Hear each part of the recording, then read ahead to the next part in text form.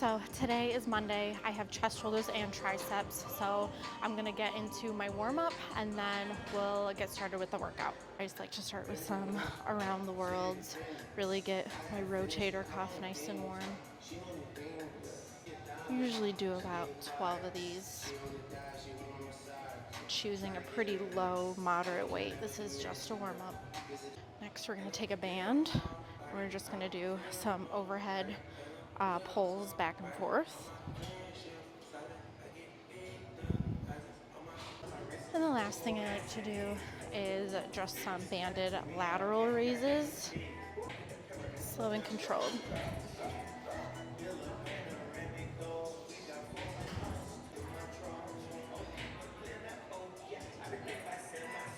So I typically start with a chest fly, whether that's the machine chest fly or dumbbell chest fly. So today I'm gonna do dumbbell. So adding a slight rotation like that versus just going straight down is gonna help you not pull so much from your bicep muscles and really making sure you're using your chest. 1, 2, 3, 10, 2 more, 11, 1 more, and 12. And we're just doing 3 sets of these, about 12 reps. Next up we have a flat bench chest press. I have been doing incline chest press, but that's been going on in my program for like the past 3 months probably, so I am going to venture back to a flat bench. Feet planted on the floor. Shoot our dumbbells up to the top. Nice, strong start. Deep breath. 1. Dumbbells kiss at the top. 2, 3, and 2 more. 11 and 12.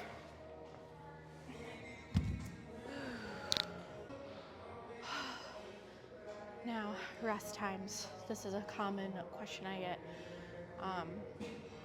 How long should I be resting after a move like that?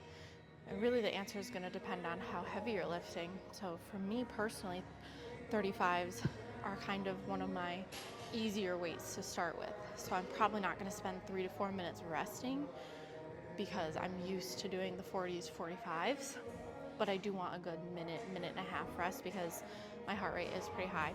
So if you're doing a weight that is fairly easy for you or moderate for you, the rest time is going to be shorter versus when you're lifting heavier, you're going to need time to recover because if you just jump back into it, you're not getting as many reps out of it as you think you're going to get. Oy. Up. 1, 2, 3, 7, and 8. All right, next up is shoulder presses. So this is typically always the order I go in is gonna be compounds.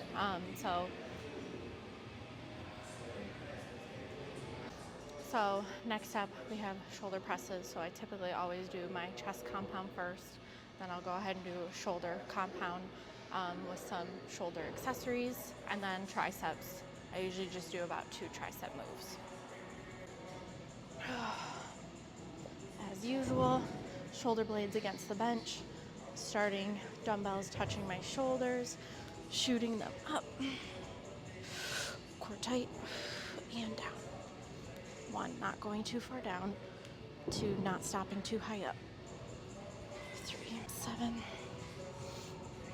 8,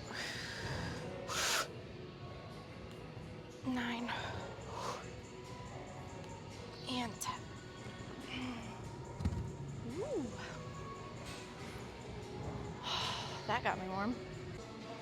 All right, so I just did a set with 40s and I'm just feeling some tension on my neck and that's not a very good feeling. So I don't want to risk pushing myself I've been having issues with my neck lately, and the shoulder presses are really straining it, so I don't want to push it farther than I should. So I'm just going to stick with the 35s, and that is fine. Up. One deep breath. 1, 2, 3, 6, 7, 8. Done. Oh yeah. Just not a good feeling on my neck today. Next up, we have lateral raises. So I went ahead and grabbed the 15-pound dumbbells. Again, you're gonna want a light to moderate weight for these. This one is more so about, everything is about being slow and controlled, but especially lateral raises, okay? It's just these caps right here, so you're not pulling from a huge muscle. As I always say, we are not starting directly out to our side. That's just gonna put stress on our shoulder joint. So you're either gonna start dumbbells on your thighs, raising, leading with your wrist, or you're gonna start with your dumbbells touching and facing each other, raising your wrists. Multiple ways to do it. Always add a slight forward lean if you feel it's necessary, but if it's not necessary, then you don't need to. 2, 3, 4, 5, 10, 11, 12. We're gonna do this for about 3 sets. I typically like doing my accessory moves for 3 sets and my compound moves for 4 sets. 1, 2, 11, and 12.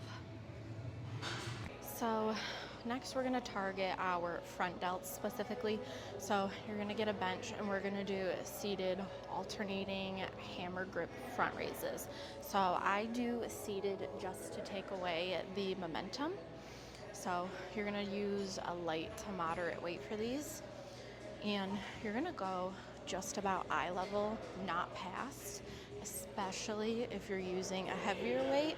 That's really just gonna put stress on your shoulder joint more so than strengthen it. And I do 20 total, 10 each arm. So in control. And we don't realize how much momentum we are using until we try seated.